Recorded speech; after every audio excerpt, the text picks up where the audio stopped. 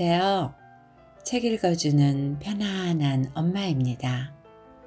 오늘은 한국 작가 이태준의 단편 꽃나무는 심어놓고를 읽어드리겠습니다. 작가 이태준의 호는 상허이며 1904년 11월 4일 강원도 철원에서 태어났습니다. 1909년 개화파였던 아버지 이창하를 따라 블라디보스토크로 이주하였으나 그해 8월 아버지가 사망하자 귀국하여 함경북도에서 서당을 다니다 1912년 어머니마저 세상을 떠나자 외할머니를 따라 철원으로 돌아와서 친척집을 전전하며 컸습니다.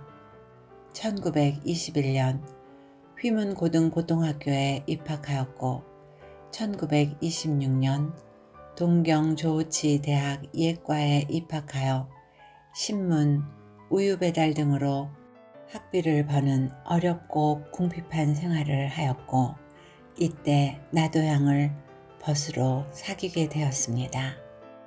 작가는 시대일보의 오목녀를 발표하면서 1920년대 후반부터 창작 활동을 시작하였으며 1933년 이효석, 정지용, 박태원 등과 구인회를 조직하여 일제강점기 말까지 많은 작품을 발표했습니다. 이태준은 탁월한 문장가였으며 특히 예술적 정취가 짙은 단편에 능한 작가로서 식민지 사회 변화의 추세 속에 그것을 극복하려는 의지도 내보이지 않는 수동적인 인물을 즐겨 그린 작가입니다. 그 중에서도 오늘 읽어드릴 꽃나무는 심어놓고는 하층민의 고난을 형상화한 작품으로 어두운 현실 문제를 다루면서도 서정적인 문체로서 분위기 묘사에 탁월한 능력을 발휘하였습니다. 저희 낭독과 함께하는 이 시간이 여러분의 바쁜 일상에 잠시 쉬어갈 수 있는 쉼표의 시간이 될 수 있기를 소망하며 구독과 좋아요를 눌러주시기 바랍니다. 지은이 이태준 꽃나무는 심어놓고 자꾸 돌아반 뭘 해.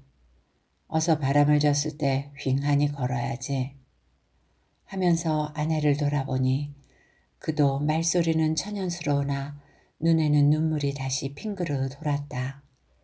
이 고갯마루만 넘어서면 저 동리는 다시 보려야 안 보이려니 생각할 때 발도 천근이나 무거워지는 것 같았다. 이 고개, 집에서 오리밖에 안 되는 고개, 나무를 헤치고 이 고개턱을 넘어설 때마다 제일 먼저 눈에 띄곤 하던 저 우리 집에서 연기가 떠오르는 것을 볼 때마다 허리띠를 조르고 다시 나무찜을 지고 일어서곤 하던 이 고개. 이 고개에선 넘어가는 햇볕에 우리 집 울타리에 빨아넣은 아내의 치마까지 빤히 보이곤 했다. 이젠 이 고개에서 저 집, 저 노랗게 갓 간 병아리처럼 새로 영을 인 저 집을 바라보는 것도 마지막이로구나. 영이란 이 영의 준말로 초가집의 지붕이나 담을 이기 위해 집 따위로 엮은 물건입니다. 그는 고개 마루턱에 올라서더니 질방을 지키며 다시 한번 돌아서서 동네를 바라보았다. 질방은 짐 따위를 질 수 있도록 물건 따위에 이은 줄입니다. 아무데를 가도 저런 동네는 없을 것이다. 읍을 갔다 와도 성황당 턱만 내려서면 바람 한 점 없이 아늑하고 빨래하기 좋고 먹어도 좋은 앞 개울물이며 날이 추우면 뒷산에 올라 솔잎만 긁어도 며칠씩은 염려 없이 떼더니 이제 모두 남의 동네 이야기로구나. 어서 갑시다.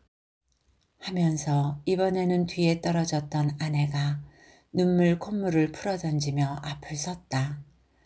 그들은 고개를 넘어서선 보잘것없이 달아났다.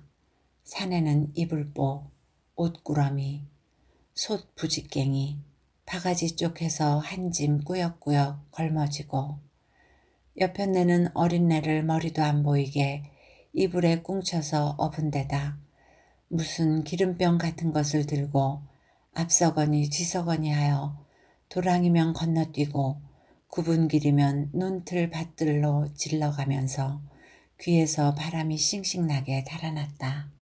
장날이 아니라 길에는 만나는 사람도 별로 없었다.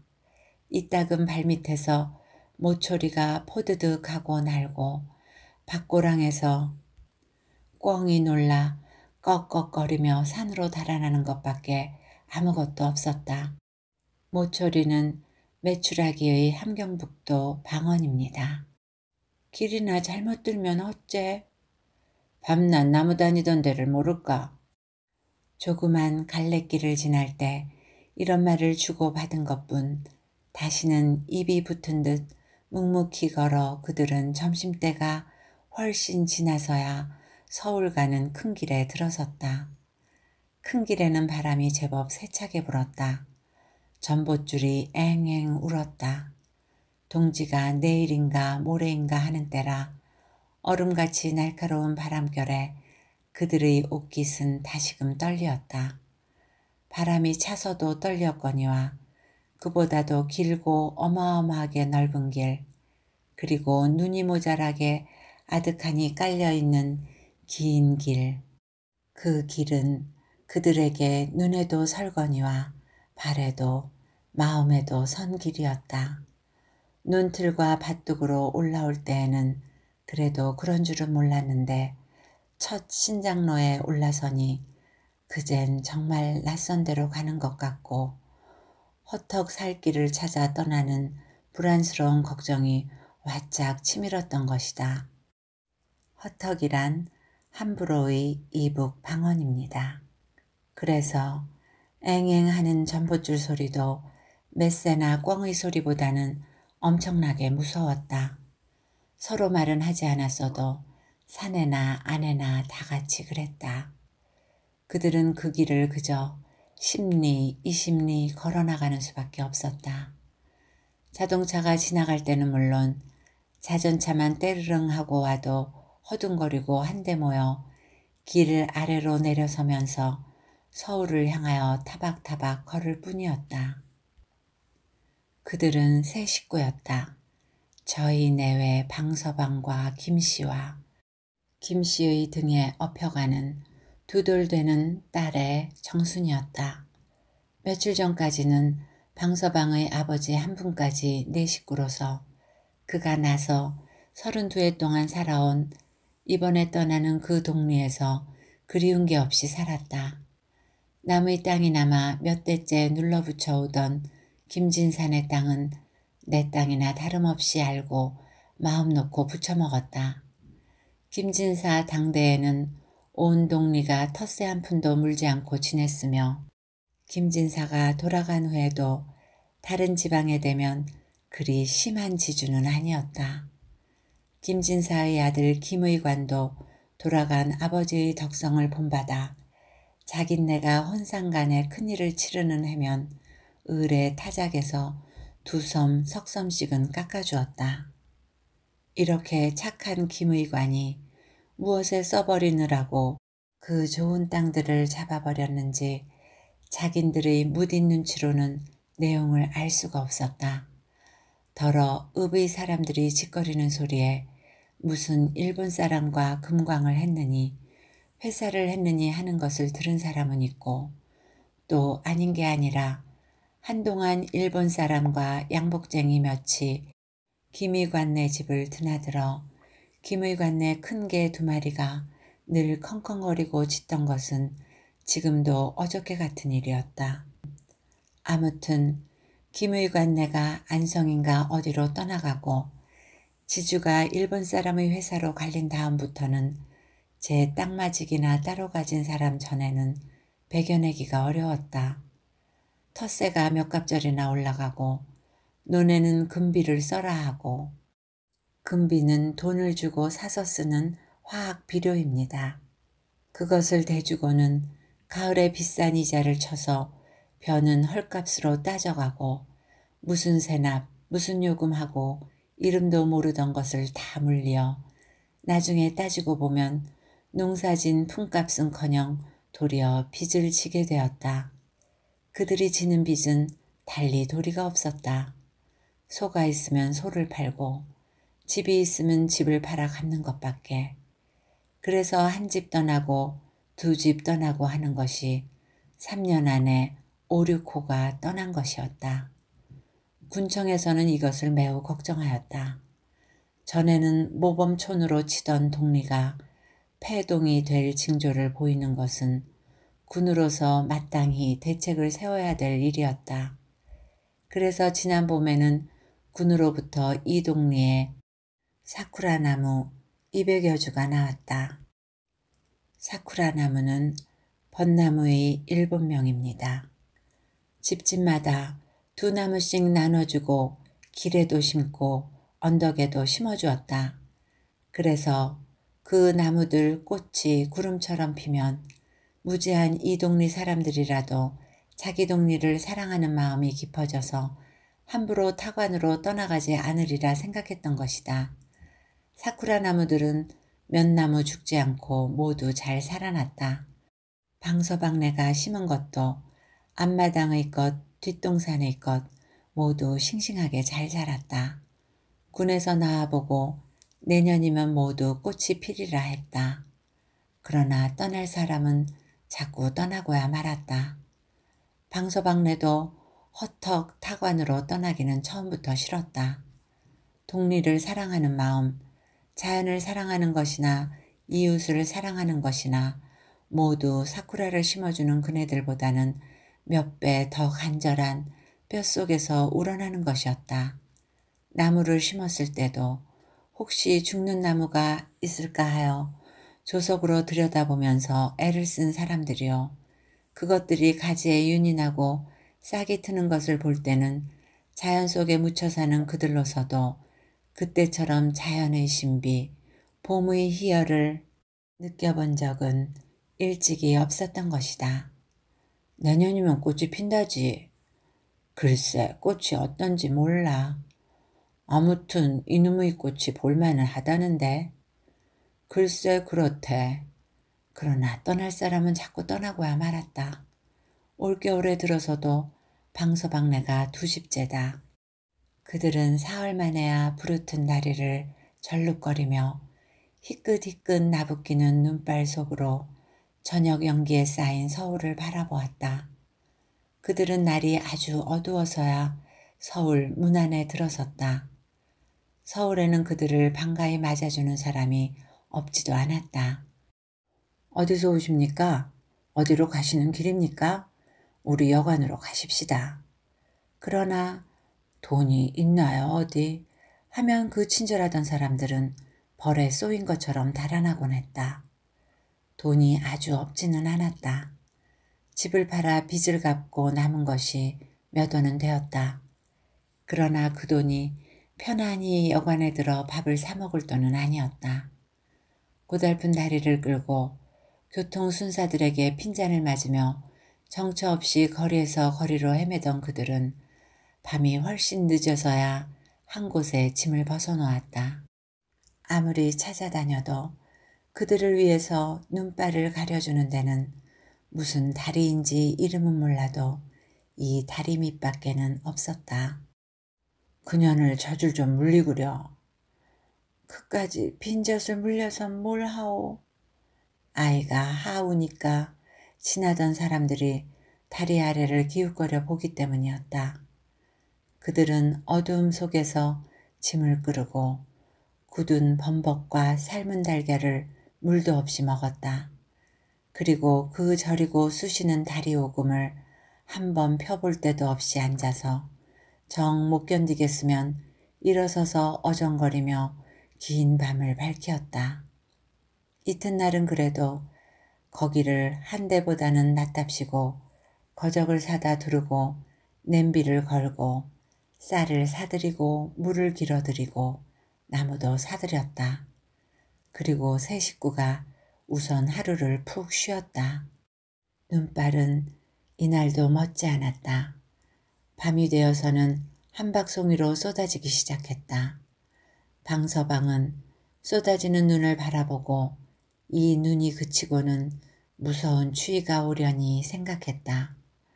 그리고 또 쌀이비를 한 자루 가져왔다면 하고도 생각했다. 그는 새벽같이 일어났다. 발등이 묻히는 눈 위로 한참 찾아다녀서 다람쥐 꽁지만한 쌀이비 하나를 그것도 오전이나 주고 사기는 했다. 그리고 큰 미천이나 잡은 듯이 집집마다 다니며 아직 열지도 않은 대문을 두드렸다. 댁에 눈 쳐드릴까요? 우리 칠 사람 있어. 댁에 눈 안 치시렵니까? 어련히 칠까봐 걱정이오. 방서방은 어이가 없어. 마당도 없는 녀석이 괜히 비만 샀군 하고 다리 밑으로 돌아오고 말았다.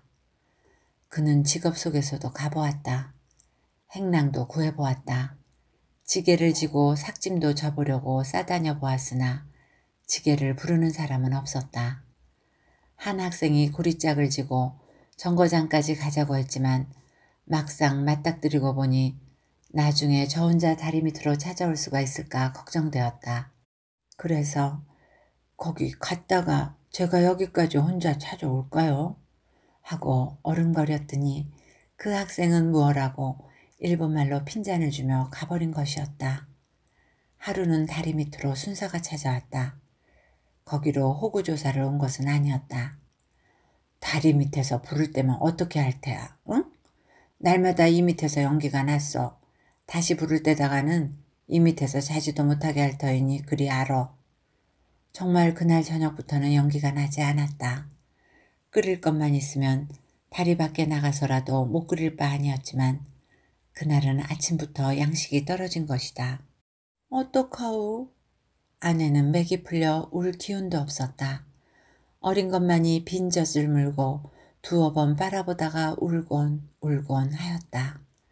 방서방은 아무런 대답도 없이 앉았다가 이따금 경칠놈의 세상 하고 입맛을 다실 뿐이었다.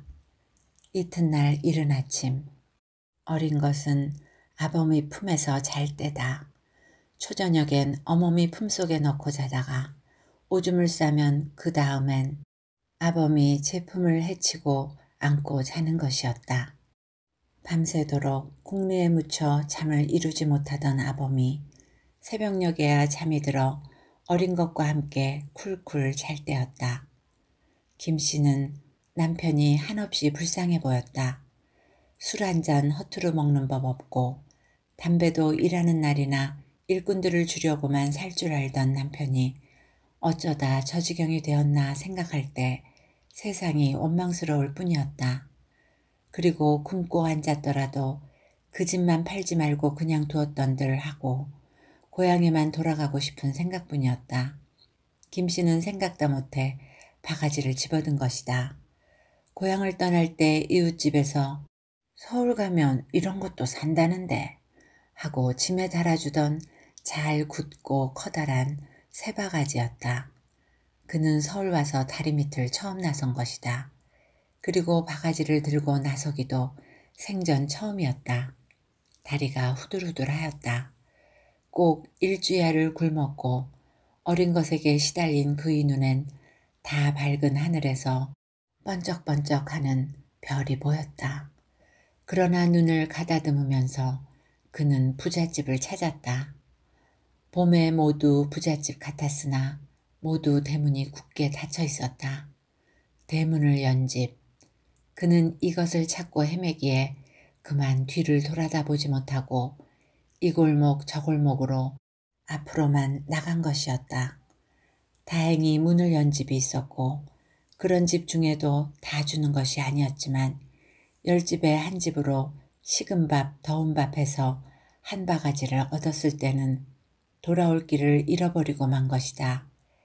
이 길로 나가보아도 딴 거리, 저 길로 나가보아도 딴 세상, 어디로 가야 그 개천, 그 다리가 나올는지 알 재주가 없었다. 기가 막혔다. 물어볼 행위는 많았으나 개천 이름이나 다리 이름을 모르고는 헛일이었다. 해가 높아갈수록 길에는 사람이 들끓었고 그럴수록 김씨는 마음과 다리가 더욱 갈팡질팡하고 있을 때 한 노파가 친절한 손길로 김씨의 등을 두드렸다. 어딜 찼소?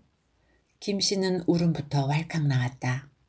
염려할 것 없소. 내 서울장안에 모르는 데가 없소. 내 찾아주지. 그 친절한 노파는 김씨를 데리고 곧 그 앞에 있는 제 집으로 들어가 뜨끈한 숭늉에 조방까지 먹으라 했다. 염려 말고 좀 자시우.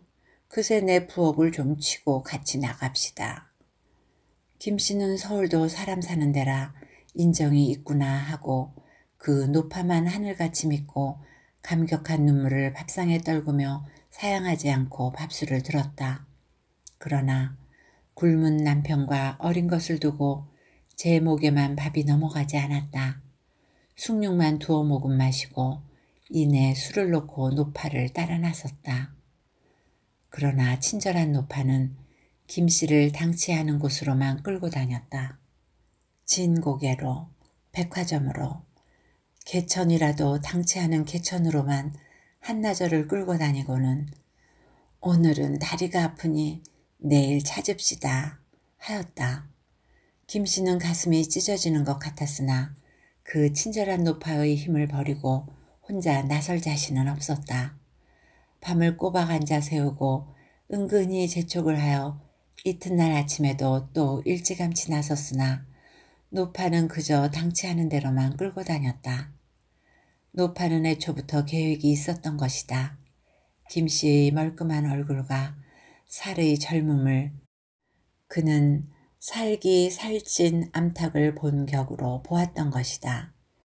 여기서 살근 살쾡이를 말합니다. 어떻게 돈 양이나 만들어 써 볼거리가 되면 이것이 그 노파가 김씨를 발견하자 세운 뜻이었다.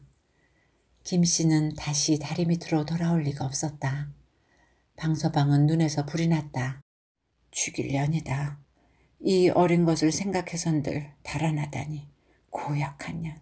찢어 죽일 년. 하고 이를 갈았다. 방서방은 이틀이나 굶은 아이를 보다 못해 안고 나서서 매운 것, 짠 것 할 거 없이 얻는 대로 주워 먹였다. 날은 갑자기 추워졌다. 어린애는 감기가 들고 설사까지 났다. 밤새도록 어둠 속에서 오줌똥을 받은 이불과 아범의 저고리석 바지자락은 얼어서 왈가닥거리고 그 속에서도 어린애 몸은 들여다보는 눈이 뜨겁게 펄펄 달았다. 어찌하나 하느님 이렇게 무심하십니까? 하고 중얼거려도 보았으나 새벽 찬바람만 윙하고 뺨을 갈길 뿐이었다. 날이 밝기를 기다려 아이를 꾸려안고 병원을 물어서 찾아갔다. 이 애 좀 살려주십시오. 선생님이 아직 안 나오셨소. 그런데 왜 이렇게 되도록 두었소? 진작 데리고 오지. 돈이 있어야지 오니까. 지금은 있어? 없습니다. 그저 살려만 주시면 그거야 제 벌어서 갚지요. 그걸 안 갚겠습니까? 다른 큰 병원에 가보슈. 방서방은 이렇게 병원집 문간으로만 한나절을 돌아다니다가 그냥 다리 밑으로 돌아오고 말았다. 방서방은 또 배가 고팠다. 그러나 앓는 것을 혼자 두고 단 한 걸음이 나가지지 않았다. 그래도 저녁때가 되어서는 그냥 밤을 새울 수는 없어 보지 않으리라는 듯이 눈을 딱 감고 일어서 나왔던 것이다. 방서방이 얼마 만에 찬밥 몇 수를 얻어먹고 부랴부랴 돌아왔을 때는 날이 아주 어두웠다. 다리 밑은 캄캄한데 한참 들여다보니 아이는 자리에서 나와 언 맨 땅에 목을 늘어뜨리고 흐득흐득 느꼈다. 끌어안고 다리 밖으로 나가보니 경련이 일어나 눈을 뒤집어 쓰고 있는 것이었다. 죽을 테면 진작 죽어라. 고약한 년, 내년이 이걸 버리고 가 얼마나 잘 되겠냐. 방서방은 몇 번이나 어서 가거라 하고 아이를 밀어 던졌다가도 얼른 다시 끌어당겨 들여다보곤 했다. 그럴 때마다 아이의 숨소리는 자꾸 갑바만 같다. 그러나 야속한 것은 참 어느 때쯤 되었을까. 깜빡 잠이 들었다가 놀라 깨었을 때는 그동안이 잠시 같았으나 주위에는 큰 변화가 생겼다. 날이 환하게 새고 아이에게는 그 가쁘게 일어나던 숨소리가 똑 그쳐 있었다. 겨우 겨드랑이 밑에만 미온이 남았을 뿐 그 불덩어리 같던 얼굴과 손발은 어느 틈에 언 생선처럼 싸늘하였다. 봄이 왔다. 그렇게 방서방을 춥게 굴던 겨울은 다 지나가고 그 대신 방서방을 슬프게는 더 구는 봄이 왔다. 진달래와 개나리 꽃가지들은 전차마다 자동차마다 젊은 새학시들처럼 오락가락하고 남산과 창경원엔 사쿠라 꽃이 구름처럼 핀 때였다. 무딘 힘줄로만 얼기설기한 방서방의 가슴에도 그 고향, 그 딸, 그 아내를 생각하기에는 너무나 슬픈 시인이 되게 하는 때였다. 하루아침 그날따라 재수는 있어 식전 바람에 일본 사람의 짐을 지고 남신정 막바지까지 가서 어렵지 않게 50전 한 잎이 들어왔다. 불이 나게 술집을 찾아 내려오노라니 일본 집들 앞마당에 가지가 휘어지게 열린 사쿠라 꽃송이. 그는 그림을 구경하듯 멍하니 서서 바라보았다. 불현듯 고향 생각이 난 것이었다. 우리가 심은 사쿠라 나무도 저렇게 피었으려니. 동네가 온통 꽃 투성이려니. 그때 마침 일본 여자 하나가 꽃그늘에서 거닐다가 방서방과 눈이 마주쳤다. 방서방은 무슨 죄나 지은 듯이 움찔하고 돌아섰다. 꽃결같이 빛나는 그 젊은 여자의 얼굴. 방서방은 찌르르 하고 가슴을 진동시키는 무엇을 느끼며 내려왔다. 위선 단골집으로 가서 얼근한 술국에 곱빼기로 두어 잔 들이켰다. 그리고 늑수구레한 주모와 몇 마디 농담까지 주거니 받거니 하며 나서니 세상은 슬프다면 온통 슬플 것도 같고 즐겁다면 온통 즐거운 것 같기도 했다. 그러나 술만 깨면 역시 세상은 견딜 수 없이 슬픈 세상이었다. 경칠놈의 세상 같으니 하고 아무데나 주저앉아 다리를 뻗고 울고 싶었다.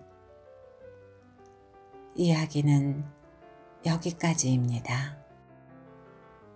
넉넉한 인품을 지닌 김진사댁의 소장농으로 32해가 되도록 고향에서 그리울 것 없이 잘 살던 방서방은 김진사댁의 몰락으로 일본인 회사가 지주가 되면서 텃세가 오르고 금비를 강요당하며 각종 세금이 새로 생겨나 고향에서는 열심히 일해도 먹고 살기 힘들어집니다. 하는 수 없이 가족, 부인 김씨와 딸 정순이를 데리고 서울로 올라가 일을 구하려 하였으나 그마저도 여의치 않습니다. 이를 안타깝게 지켜본 부인 김씨는 밥을 얻으러 바가지를 들고 나갔다가 그만 길을 잃게 되어 낯선 노파를 만나면서 결국 돌아오지 못하게 됩니다. 그런 줄도 모르고 아내가 가출하였다고 괘씸하게 여기던 와중에 그의 어린 딸 정순이까지 병에 걸려 죽고 맙니다. 겨울이 지나고 봄이 왔을 때 짐을 날라다 주고 내려오는 길에 일본 집안 뜰을 바라보다가 벚꽃이 핀 것을 보며 고향을 그리워하죠.